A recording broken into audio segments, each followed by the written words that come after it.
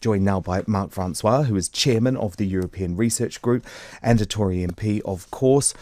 Mark, this seems like a stack of pretty promising announcements to me, but you already have Labour saying the government hasn't done enough. Your reaction? Well, I think you said in your piece a bit earlier, the Prime Minister called Sir Keir Starmer Captain Hindsight. Yeah, and I love that, by the way. I think actually, well, let's see, but I wouldn't be surprised if that sticks. And, you know, whatever they are the opposition, their job is to put a different point of view.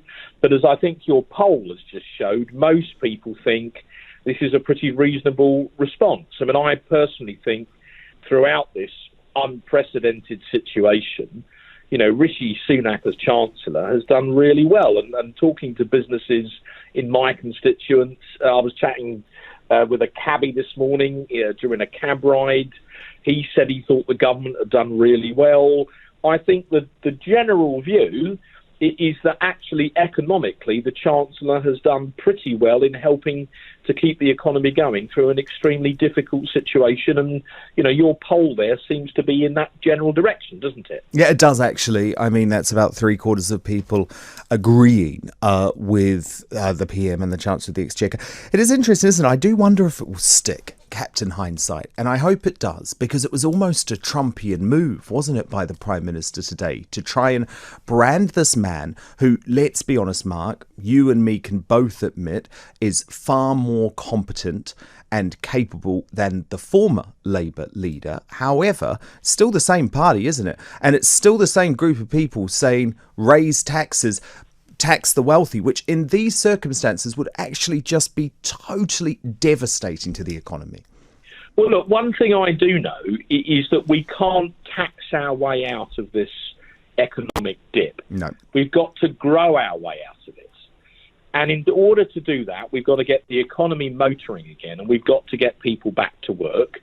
And that is exactly what this package is designed to do. Things like, you know, a really hefty cut in stamp duty to help get the housing market going again. The government are going to pay employers for the next 6 months to increase apprenticeships. The furlough scheme will be gradually run down through to October. But employers who bring back furloughed staff and keep them on at least until January will get £1,000 per employee. That measure alone could cost up to £9 billion if employers take full advantage of it. Which you would assume they would. Well, you would, and you know this is no small package. This, and it's really designed, I think, you know, to give the economy a shot in the arm, and really, you know, get the economy firing on all cylinders again as soon as we practically can. And remember, you know, the NHS has done, you know, brilliantly throughout this, and I declare an interest because my other half works as a radiographer in the NHS, so I've seen her coming home, you know, really tired. But at the end of the day, you need a successful economy to pay for public services, including to pay for the NHS. So if we're going to continue to finance the NHS, we need the tax revenue to do it, and that means getting people back to work and growing the economy. So I think Labour carping at that, I think people can see through that. And also, you mentioned Keir Starmer. Yeah. Yes, he is different from Jeremy Corbyn, undoubtedly. But, you know, I remember as a member of the ERG, when all these people in the House of Commons were pulling every stunt under the sun, every procedural trick in the book to stop us leaving the EU, despite the fact that the British public had voted for it. And Keir Starmer was aiding and abetting them all the way. He went along with all of this, and he knew exactly what he was doing. He's always been an arch Remainer. He still is. And he basically quietly was aiding and abetting these people to keep us in the European Union against the wishes of the British people. You know, leopards don't change their spots. No, so, and we can't forget that. We can't forget that. He might be more articulate than Corbyn, although perhaps that wasn't difficult. But nevertheless, this is a bloke who did everything he could to try and undermine the result of the referendum. So he might be Sir Keir Starmer, but he's not Saint Starmer by any means. No, absolutely not. Absolutely not.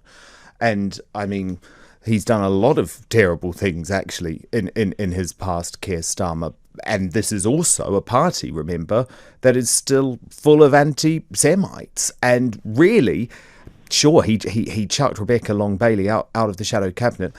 She's still in the party, isn't she? The party is still dominated by anti-Semitic Corbynistas, so I think he still has real problems.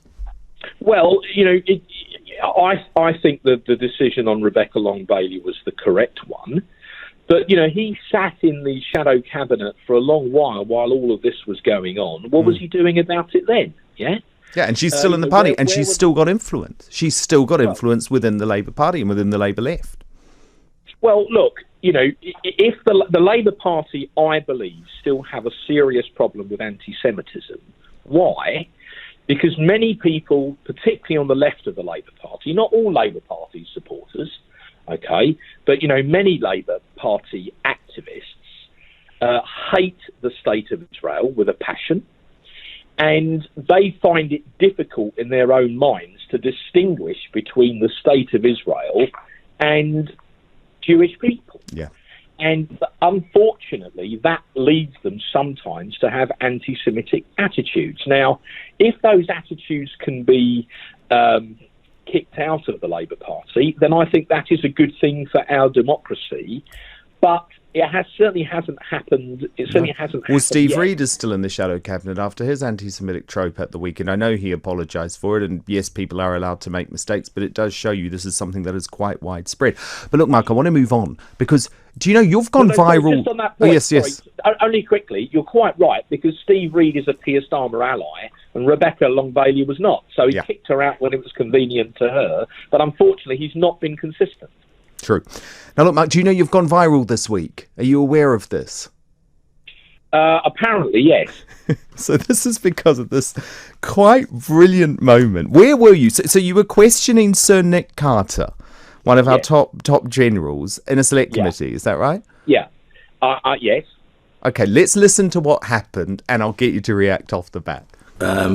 Michael Heseltine and Peter Levine produced a report called Learning from Experience after the Nimrod debacle that cost us £1 billion of taxpayers' money, and we had to buy AWACS instead. That was 1986. Could we just make a plea to you? You are the professional head of the armed forces. Please nip back to the department and ask them to sort their bloody selves out, because if not, Cummings is going to come down there and sort you out his own way, and you won't like it. So you're referring to Dominic Cummings there. Have you heard from Dominic Cummings since that moment? No, I have not. But if it helps your listeners, what was going on was that the committee have been conducting a big inquiry into Ministry of Defence procurement. And unfortunately, a number of us, we haven't yet concluded anything, but a number of us on the committee have seen one big MOD procurement programme after another go horribly wrong. There's a whole litany of examples that I can reel off for you now of programmes that have gone massively over budget and or been badly delayed, or both. The National Audit Office, our national auditor, carefully examined 32 of the biggest defence procurement programmes in the MOD and found that many of them were over budget, and only five of 32 were likely to be delivered on time. And that means our armed forces aren't getting the kit that they need at the time that they need it in order to defend us against our potential enemies. And so, for instance, when the committee visited the army down on Salisbury Plain before the lockdown, we had a number of soldiers, be they generals or sergeants, saying, this vehicle I've got, sir, has given good service, but it's 30 years old and it's knackered, and we've been waiting years for a replacement, which never seems to turn up. So it was in that context that I was challenging the general, because the job of... And reminding him of Dominic Cummings' plan to shake up the blob for a hard rain to come down on the civil service.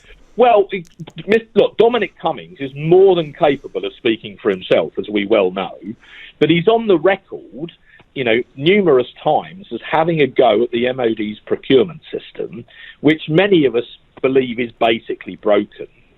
And Cummings seems in his own way to agree with that. And what I was trying to do was not in any way to bully or intimidate the general, not at all. I was trying to warn him.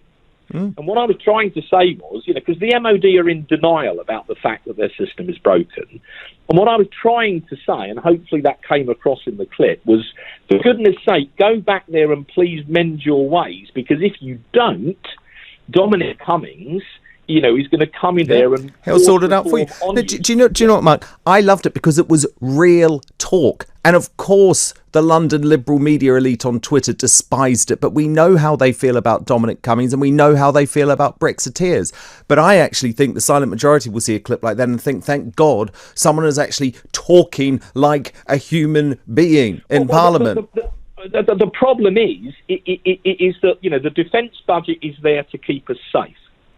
And there have been legion examples of defence programs that go horribly wrong. Billions, literally billions of pounds of taxpayers' money are wasted. I mean, that money could be paying for, hip replacement operations or cataracts or for new school buildings, but it ends up in the pockets of defence companies who are perfectly happy to trouser it, yes, and then we don't even get the proper kit at the end of it. But yet no one ever gets sacked, everybody gets promoted, and the whole thing goes round in circles and has done for a long while. And I think the committee think enough is enough. So it's not only Cummings who realises it's broken, so do many other people. And if the MOD don't reform themselves, it will be done for them.